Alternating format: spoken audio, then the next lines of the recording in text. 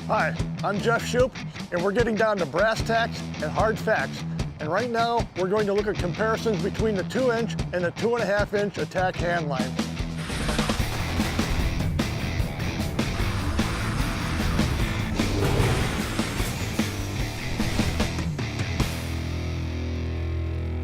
Right now, we're going to make some comparisons between the 2-inch and the 2.5-inch attack lines. Let's start off with the 2-inch line first. Over here we have the 1 1/16 inch solid bore tip, and the 1 1/16 inch tip has been engineered and suited for 2-inch attack hose lines.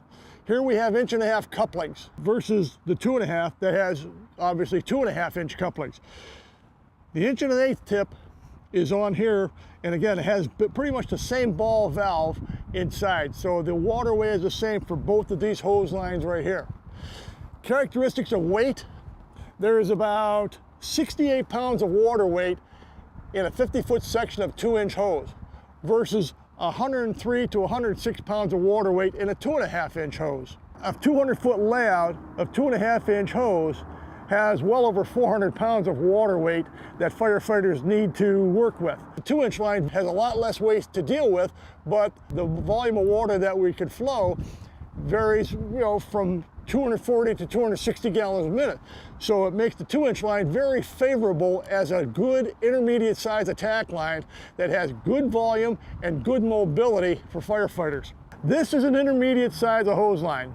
This is your king of attack hose lines right here. This is where we hit it hard, hit it hard, hit it hard from one stationary spot, shut it down, then we move it in as a team. However, when operating them in the street, keep the hose line straight as possible, especially behind the nozzle.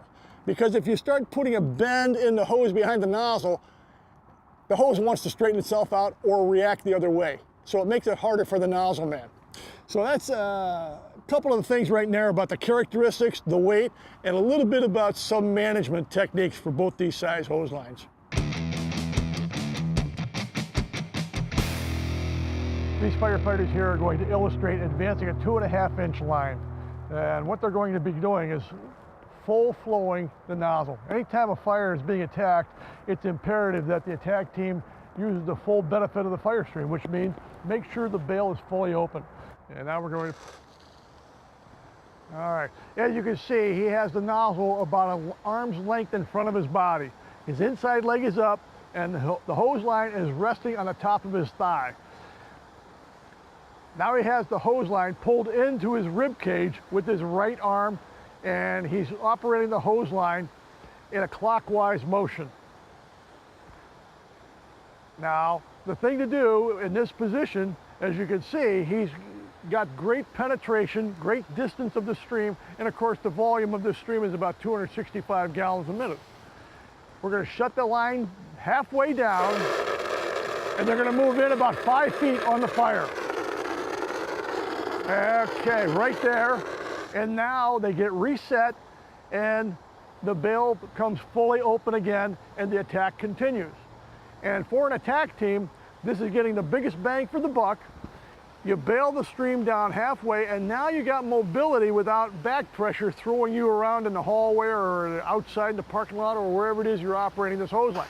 Guys, let's do it one more time. Bail it halfway down and listen to that rush right now.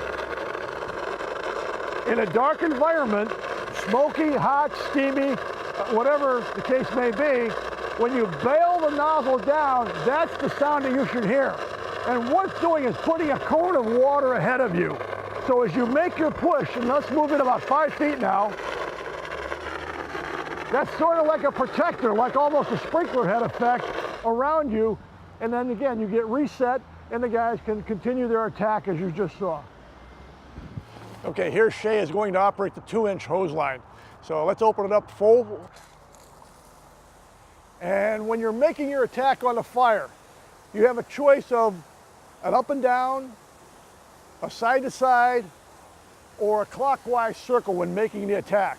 So the point about the 2-inch line is that we're dealing with only 68 pounds of water weight per 50-foot length versus the 2.5 that has about 103 pounds of water weight per 50-foot length.